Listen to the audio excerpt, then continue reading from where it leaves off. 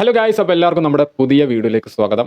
അപ്പോൾ നമ്മുടെ ഇന്നത്തെ ഈ ഒരു വീഡിയോ എന്ന് പറയുന്നത്, നിങ്ങളൊരു സെക്കൻഡ് ഹാൻഡ് ഫോൺ പർച്ചേസ് ചെയ്യാൻ പോകുന്ന ഒരാളാണെന്നുണ്ടെങ്കിൽ ഉറപ്പായും ആ ഒരു ഫോണിനകത്ത് നിർബന്ധമായും ചെക്ക് ചെയ്തിരിക്കേണ്ട കുറച്ച് ഇമ്പോർട്ടൻ്റ് ആയിട്ടുള്ള കാര്യങ്ങളെക്കുറിച്ചാണ് ഞാൻ ഇന്ന് ഈ ഒരു വീഡിയോയിലൂടെ ഡിസ്കസ് ചെയ്യാനായിട്ട് പോകുന്നത്. എനിക്കറിയാം, ഒരു ഫോൺ പർച്ചേസ് ചെയ്യുന്ന സമയത്ത് അതിനകത്ത് ഒരുപാട് കാര്യങ്ങൾ ചെക്ക് ചെയ്യേണ്ടതായിട്ടുണ്ട് അല്ലേ. നമ്മൾ കഷ്ടപ്പെട്ട് അധ്വാനിച്ചുണ്ടാക്കിയ പൈസ കൊടുത്തിട്ടാണ് ഒരു ഫോൺ പർച്ചേസ് ചെയ്യുന്നത്. അപ്പോൾ അതുകൊണ്ട് തന്നെ അതിനകത്ത് ഒരുപാട് കാര്യങ്ങൾ ചെക്ക് ചെയ്യേണ്ടതായിട്ടുണ്ട്. കാരണം ഇപ്പോൾ അത്രത്തോളം ഫ്രോഡ് തരങ്ങൾ നമ്മുടെ നാട്ടിൽ നടക്കുന്നുണ്ട്. അപ്പോൾ അതുകൊണ്ട് തന്നെ അതിൽ കുറച്ച് ഇമ്പോർട്ടൻ്റ് ആയിട്ടുള്ള കാര്യങ്ങളാണ് ഞാൻ ഇന്ന് ഈ ഒരു വീഡിയോയിൽ ഡിസ്കസ് ചെയ്യാനായിട്ട് പോകുന്നത്. എനിക്കറിയാം ഒരുപാട് കാര്യങ്ങളുണ്ട്. അതൊക്കെ ഞാൻ ഈ ഒരു വീഡിയോയിലൂടെ ഷെയർ ചെയ്യാൻ നിന്ന് കഴിഞ്ഞാൽ ഈ വീഡിയോ ചിലപ്പോൾ 1 മണിക്കൂർ 2 മണിക്കൂറൊക്കെ ആവും. അപ്പോൾ ഇമ്പോർട്ടൻ്റ് ആയിട്ടുള്ള കാര്യങ്ങളാണ് ഞാൻ ഇന്ന് ഈ ഒരു വീഡിയോയിൽ ഡിസ്കസ് ചെയ്യാനായിട്ട് പോകുന്നത്. സോ അപ്പോൾ എനിവേ നമുക്ക് വീഡിയോയിലേക്ക് കടക്കാം. അതിന് മുമ്പായിട്ട് നമ്മുടെ ഒരു ചാനൽ സബ്സ്ക്രൈബ് ചെയ്യാത്തവരാണ് നിങ്ങളെങ്കിൽ തീർച്ചയായും നമ്മുടെ ഒരു ചാനൽ മറക്കാതെ ഒന്ന് സബ്സ്ക്രൈബ് ചെയ്യുക. പിന്നെ അതുപോലെ തന്നെ വീഡിയോ ഇഷ്ടപ്പെട്ട് കഴിഞ്ഞാൽ ലൈക്കും കൂടി ചെയ്യുക. അപ്പോൾ നമുക്ക് നേരെ വീഡിയോയിലേക്ക് കടക്കാം. അപ്പോൾ നമ്മൾ ഒരു ഫോൺ പർച്ചേസ് ചെയ്യുന്ന സമയത്ത് നമ്മൾ ആദ്യം ചെക്ക് ചെയ്തിരിക്കേണ്ട കാര്യമാണ് ഫോണിന്റെ ഫിസിക്കൽ ആയിട്ടുള്ള കണ്ടീഷൻ എന്ന് പറയുന്നത്. ഈ ഫിസിക്കൽ കണ്ടീഷൻ എന്ന് പറയുമ്പോൾ ഇപ്പോൾ ഫോണിന്റെ എഡ്ജസിനകത്ത് വല്ല കംപ്ലൈന്റും കാര്യങ്ങളും വന്നിട്ടുണ്ടോ, പിന്നെ അതുപോലെ തന്നെ അതിന്റെ സ്പീക്കറിനകത്തും മൈക്കിനകത്തും വല്ല അഴുക്കും കാര്യങ്ങളും പറ്റിപ്പിടിച്ചിട്ടുണ്ടോ, പിന്നെ അതുപോലെ തന്നെ അതിനകത്ത് വല്ല കംപ്ലൈന്റും കാര്യങ്ങളും വന്നിട്ടുണ്ടോ, ഫോണിന്റെ ചാർജിംഗ് പോർട്ടിനകത്ത് വല്ല അഴുക്കും കാര്യങ്ങളും പറ്റിപ്പിടിച്ചിട്ടുണ്ടോ, അതിനകത്ത് വല്ല കംപ്ലൈന്റും കാര്യങ്ങളും വന്നിട്ടുണ്ടോ, പിന്നെ അതിനകത്ത് വല്ല അഴുക്കും കാര്യങ്ങളും പറ്റിപ്പിടിച്ചിട്ടുണ്ടോ, അതുപോലെ തന്നെ ഫോണിന്റെ മിറർ ക്യാമറ, സെൽഫി ക്യാമറ എന്നൊക്കെ പറയും, അതിനകത്തും പിന്നെ അതുപോലെ തന്നെ ഫോണിന്റെ റിയർ ക്യാമറയ്ക്കകത്തും വല്ല കംപ്ലൈന്റും കാര്യങ്ങളും വന്നിട്ടുണ്ടോ, ഫോണിന്റെ ബാക്കിൽ വല്ല കംപ്ലൈന്റും കാര്യങ്ങളോ അല്ലെങ്കിൽ വല്ല സ്ക്രാച്ചും കാര്യങ്ങളും വന്നിട്ടുണ്ടോ തുടങ്ങിയിട്ടുള്ളതാണ് ഫോണിന്റെ ഫിസിക്കൽ കണ്ടീഷൻ എന്ന് പറയുന്നത്. നമ്മൾ ആദ്യം ചെക്ക് ചെയ്തിരിക്കേണ്ട കാര്യമാണ് ഈ ഫിസിക്കൽ കണ്ടീഷൻ എന്ന് പറയുന്നത്. ഇത് കഴിഞ്ഞതിന് ശേഷം മാത്രമേ നമ്മൾ പിന്നീടുള്ള കാര്യങ്ങളിലേക്ക്, പിന്നീടുള്ള ചെക്കിങ്ങിലേക്ക് കടക്കാൻ പറ്റുള്ളൂ. ഇനി രണ്ടാമതായിട്ട് നമ്മൾ ചെക്ക് ചെയ്തിരിക്കേണ്ട കാര്യമാണ് ഫോണിന്റെ ബാറ്ററി ഹെൽത്ത് എന്ന് പറയുന്നത്, അല്ലെങ്കിൽ ബാറ്ററി കപ്പാസിറ്റി എന്നൊക്കെ പറയും. ഇത് ചെക്ക് ചെയ്യാനായിട്ട് അത്ര വലിയ കഷ്ടപ്പാടൊന്നും ഇല്ല. നമ്മൾ ഈ ഫോൺ എവിടെ നിന്നാണോ പർച്ചേസ് ചെയ്യുന്നത്, ഇപ്പോൾ വല്ല കടയിൽ നിന്നാണെങ്കിൽ അങ്ങനെ, വല്ല കൂട്ടുകാരുടെ നിന്നാണ് അങ്ങനെ, അവരോട് നിങ്ങൾ ചോദിച്ച് മനസ്സിലാക്കുക ഈ ഫോണിന്റെ ബാറ്ററി കപ്പാസിറ്റി എത്രയെന്നുള്ളത് അവരോട് നിങ്ങൾ ചോദിച്ച് മനസ്സിലാക്കാം. ഓക്കെ, ഇനിയിപ്പോൾ അവർ പറയുന്നത് നിങ്ങൾക്ക് അത്ര വിശ്വസിക്കാൻ ബുദ്ധിമുട്ടാണ് എങ്കിൽ നേരെ എന്ത് ചെയ്യുക, ഫോണിന്റെ സെറ്റിംഗ്സ് ഓപ്പൺ ചെയ്യുക.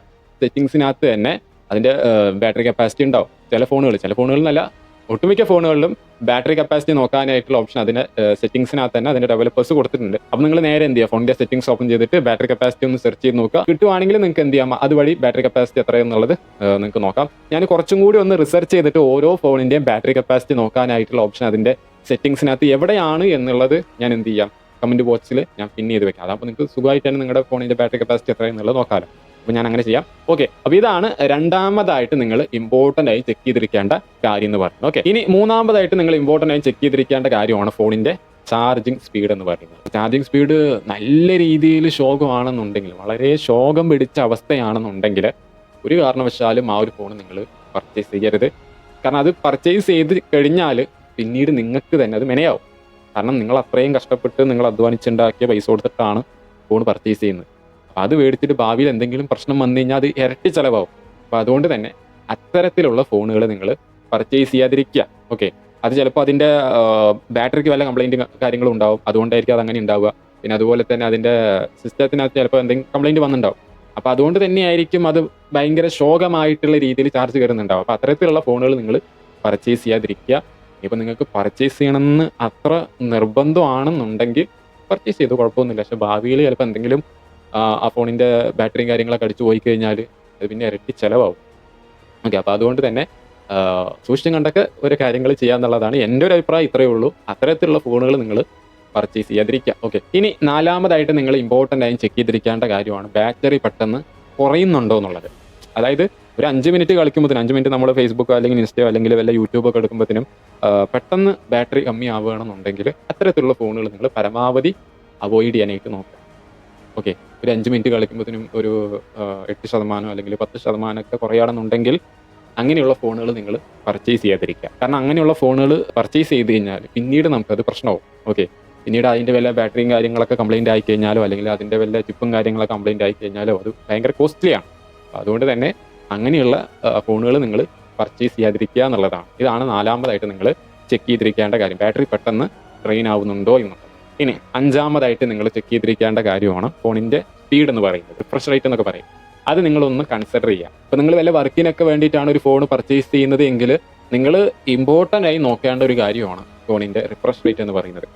എൻ്റെ ഒരു അഭിപ്രായത്തിൽ ഒരു 90 ഹെർട്സ് ഉള്ള ഫോണുകൾ എടുക്കുക. റിഫ്രഷ് റേറ്റ് എപ്പോഴും ഒരു 60 to 90 ഹെർട്സ് ഉള്ള ഫോണുകൾ നിങ്ങൾ പർച്ചേസ് ചെയ്യാനായിട്ട് നോക്കുക എന്നുള്ളതാണ്. കാരണം അതാകുമ്പോൾ നമ്മൾ ഉദ്ദേശിച്ച രീതിയിൽ ഒരു സ്മൂത്ത്നെസ് ഉണ്ടാവും. ഓക്കെ, ഇതാണ് എൻ്റെ ഒരു അഭിപ്രായം. നിങ്ങളിപ്പോൾ വല്ല വർക്കിനൊക്കെ വേണ്ടിയിട്ടാണ് ഫോൺ പർച്ചേസ് ചെയ്യുന്നത് എങ്കിൽ, ഇനിയിപ്പോൾ വർക്കിന് വേണ്ടി മാത്രം ആവണമെന്നില്ല, വല്ല ഗെയിമിങ്ങിനും കാര്യങ്ങൾക്കൊക്കെ വേണ്ടിയിട്ടാണ് ഒരു ഫോൺ പർച്ചേസ് ചെയ്യുന്നത് എങ്കിൽ അവരും എന്തായാലും നോക്കേണ്ട ഒരു ഘടകമാണ് ഫോണിന്റെ റിഫ്രഷ് റേറ്റ് എന്ന് പറയുന്നത്, അല്ലെങ്കിൽ ഫോണിന്റെ സ്പീഡ് എന്ന് പറയുന്നത്.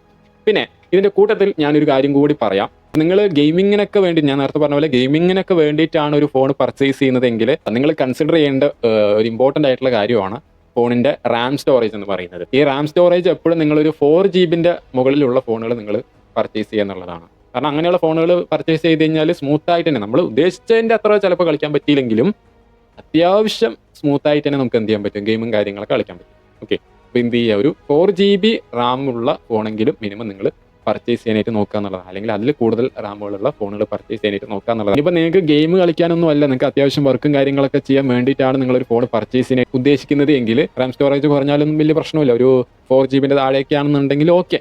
പക്ഷേ അപ്പോഴും നിങ്ങൾ ഏറ്റവും കൂടുതൽ ഇമ്പോർട്ടൻസ് കൊടുക്കേണ്ടത് എവിടെയെന്ന് വെച്ചിട്ടുണ്ടെങ്കിൽ ഫോണിന്റെ ഇന്റേണൽ സ്റ്റോറേജിനകത്താണ്. ഇന്റേണൽ സ്റ്റോറേജ് എപ്പോഴും നിങ്ങൾ മിനിമം ഒരു 128 GB ഉള്ള ഫോണുകൾ നിങ്ങൾ പർച്ചേസ് ചെയ്യാനായിട്ട് നോക്കുക എന്നുള്ളതാണ്. ഓക്കെ, കാരണം അതാകുമ്പോൾ നിങ്ങൾക്ക് അത്യാവശ്യം വർക്ക് ചെയ്യാനുള്ള സ്പേസ് ഉണ്ടാവും. നിങ്ങൾ എന്ത് ചെയ്യുക, ഇന്റേണൽ സ്റ്റോറേജ് എപ്പോഴും ഒരു 128 GB പ്ലസ് ഉള്ള ഫോണുകൾ നിങ്ങൾ പർച്ചേസ് ചെയ്യാനായിട്ട് നോക്കുക എന്നുള്ളതാണ്. ഇനി ആറാമതായിട്ട് നമ്മൾ ഇമ്പോർട്ടൻ്റ് ആയി ചെക്ക് ചെയ്തിരിക്കേണ്ട കാര്യമാണ് കോളിങ്ങും ഡാറ്റ ആക്സസും. ഓക്കെ, കാരണം ഇതിന് വേണ്ടിയിട്ടാണല്ലോ നമ്മളൊരു ഫോൺ പർച്ചേസ് ചെയ്യുന്നത് അല്ലേ. അപ്പോൾ നമ്മൾ എന്ത് ചെയ്യുക, ആർക്കെങ്കിലും ഒക്കെ ഒന്ന് വിളിച്ചു നോക്കാം, നമ്മുടെ ഫ്രണ്ട്സിൽ പെട്ട ആർക്കെങ്കിലും അല്ലെങ്കിൽ നമ്മുടെ ഫാമിലി മെമ്പേഴ്സിൽ പെട്ട ആർക്കെങ്കിലും ഒന്ന് വിളിച്ചു നോക്കാം. എന്നിട്ട് നമ്മൾ പറയുന്നത് അവർക്കും അവർ പറയുന്നത് നമുക്കും കേൾക്കുന്നുണ്ടോ എന്നുള്ളത് നോക്കാം. ഇത് ചെക്ക് ചെയ്ത് കഴിഞ്ഞാൽ തന്നെ നമുക്ക് നമ്മുടെ മൈക്കും കാര്യങ്ങളൊക്കെ പ്രോപ്പർ ആയിട്ട് വർക്ക് ആവുന്നുണ്ടോ എന്നുള്ളത് നമുക്ക് എന്ത് ചെയ്യാൻ പറ്റും, ചെക്ക് ചെയ്യാനായിട്ട് പറ്റും. അപ്പോൾ ആർക്കെങ്കിലും ഒക്കെ ഒന്ന് വിളിച്ചിട്ട് നമ്മൾ പറയുന്നത് അവർക്കും അവർ പറയുന്നത് നമുക്കും കേൾക്കുന്നുണ്ടോ എന്നുള്ളത് ഉറപ്പുവരുത്തുക എന്നുള്ളതാണ്. ഓക്കെ, പിന്നെ അടുത്തത് ഡാറ്റ ആക്സസ്. ഇന്റർനെറ്റ് ഓൺ ആക്കിയിട്ട് യൂട്യൂബും കാര്യങ്ങളൊക്കെ വരുന്നുണ്ടോ, പ്ലേ സ്റ്റോറും കാര്യങ്ങളൊക്കെ വരുന്നുണ്ടോ, ഗൂഗിളും കാര്യങ്ങളൊക്കെ വരുന്നുണ്ടോ എന്നുള്ളത് നോക്കുക എന്നുള്ളതാണ്. അപ്പോൾ ഇതാണ് നമ്മൾ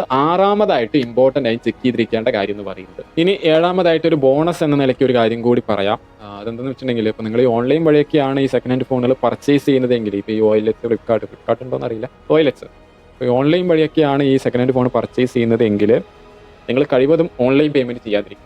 ഓൺലൈൻ പേയ്മെൻറ്റ് ചെയ്ത് കഴിഞ്ഞാൽ നമ്മൾ കഷ്ടപ്പെട്ടുണ്ടാക്കിയ ബാങ്കിൽ ഡെപ്പോസിറ്റ് ചെയ്തിരിക്കുന്ന പൈസ അവന്മാർക്ക് കിട്ടുകയാണ്.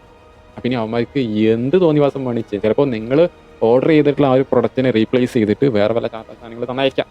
അപ്പോൾ അതുകൊണ്ട് തന്നെ ഓൺലൈൻ പേയ്മെൻറ്റ് ചെയ്യാതിരിക്കുക, COD തന്നെ കൊടുക്കുക, ക്യാഷ് ഓൺ ഡെലിവറി തന്നെ കൊടുക്കുക എന്നുള്ളതാണ്. ഓക്കെ, പിന്നെ അതുകൊണ്ടൊന്നും തീർന്നിട്ടില്ല. ഈ സാധനം നിങ്ങളുടെ കയ്യിൽ കിട്ടിയിട്ട് ഞാൻ ഈ പറഞ്ഞിട്ടുള്ള ഈ 5 കാര്യങ്ങളും ചെക്ക് ചെയ്തതിന് ശേഷം മാത്രമേ നിങ്ങൾ എന്ത് ചെയ്യാൻ പറ്റുള്ളൂ. ഈ 5 കാര്യങ്ങളും കൂടാണ്ട് വേറെയും കുറേ കാര്യങ്ങൾ ചെക്ക് ചെയ്യേണ്ടതായിട്ടുണ്ട്. നിങ്ങളുടെ ഭാഗത്തുനിന്ന് നല്ല രീതിയിൽ ചെക്ക് ചെയ്തതിന് ശേഷം മാത്രമേ നിങ്ങൾ എന്ത് ചെയ്യാൻ പറ്റുള്ളൂ, പൈസ അവന്മാർക്ക് കൊടുക്കാൻ പറ്റുള്ളൂ. അല്ലാത്ത പക്ഷേ ആ ബോക്സ് ഇങ്ങോട്ട് മേടിച്ചിട്ട് നമ്മുടെ കയ്യിലുള്ള പൈസ അവന്മാർക്ക് കൊടുത്തിട്ട് അവന്മാർ ടാറ്റ ബൈ ബൈ എന്നും പറഞ്ഞ് അയച്ചു കഴിഞ്ഞാൽ നമുക്ക് തന്നെയാണ് നഷ്ടം. ഓക്കെ, അപ്പോൾ എന്ത് ചെയ്യുക, ക്യാഷ് ഓൺ ഡെലിവറി കൊടുക്കുകയാണെന്നുണ്ടെങ്കിലും ആ സാധനം നമ്മുടെ കയ്യിൽ കിട്ടിയിട്ട് നല്ല രീതിയിൽ ചെക്ക് ചെയ്തതിന് ശേഷം, ഞാൻ ഓർഡർ ചെയ്തിട്ടുള്ള പ്രൊഡക്റ്റ് തന്നെയാണ് എനിക്ക് കയ്യിൽ കിട്ടിയിരിക്കുന്നത് എന്ന് ഉറപ്പ് വരുത്തിയതിന് ശേഷം മാത്രമേ അവർക്ക് പൈസ കൊടുക്കാൻ പറ്റുള്ളൂ. ഓക്കെ, അങ്ങനെ ചെയ്താൽ മതി, ഇല്ലെങ്കിൽ നമുക്ക് തന്നെയാണ് നഷ്ടം. പിന്നെ അതുകൊണ്ടൊന്നും തീർന്നില്ല. നമ്മളിപ്പോൾ ഓൺലൈൻ വഴി പർച്ചേസ് ചെയ്യണമെന്നുണ്ടെങ്കിലും കടകളിൽ പോയിട്ട് ഓഫ്ലൈൻ ആയിട്ട് പർച്ചേസ് ചെയ്യണമെന്നുണ്ടെങ്കിലും ആ ഫോണിൻ്റെ ഒപ്പം അതിൻ്റെ ബോട്ട്സും കൂടി ഉണ്ടോ എന്നുള്ളത് നോക്കാറുണ്ട്. കാരണം അങ്ങനെ പറയാൻ എന്താ കാരണം വെച്ചിട്ടുണ്ടെങ്കിൽ ഇപ്പോൾ ഒരുപാട് ഫ്രോഡ് തരങ്ങൾ നമ്മുടെ നാട്ടിൽ നടക്കുന്നുണ്ട്. ഒരുപാട് മോഷ്ടിക്കപ്പെട്ട ഫോണുകൾ ഇപ്പോൾ നമ്മുടെ നാട്ടിൽ സുലഭമായി വിൽക്കുന്നുണ്ട്. അപ്പോൾ അത് ഇതാക്കാൻ വേണ്ടിയിട്ടാണ് ഞാൻ ഈ കാര്യം പറഞ്ഞത്. നമ്മൾ എവിടെ നിന്ന് ഫോൺ പർച്ചേസ് ചെയ്യണമെന്നുണ്ടെങ്കിലും ഫോണിൻ്റെ ഒപ്പം അതിൻ്റെ ബോട്ട്സും ബില്ലും കൂടി മേടിക്കണം.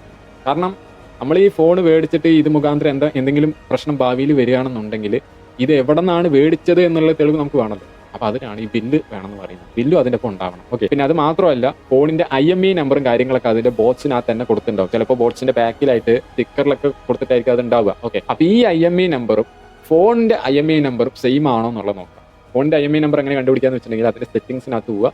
സെറ്റിംഗ്സിനകത്ത് പോയതിന് ശേഷം എബൌട്ടിൽ ക്ലിക്ക് ചെയ്ത് കഴിഞ്ഞാൽ തന്നെ അതിൻ്റെ IMEI നമ്പറും കാര്യങ്ങളൊക്കെ കാണാൻ പറ്റും. അപ്പോൾ ആ IMEI നമ്പറും ഈ IMEI നമ്പറും സെയിം ആണോ എന്നുള്ളത് നോക്കാം.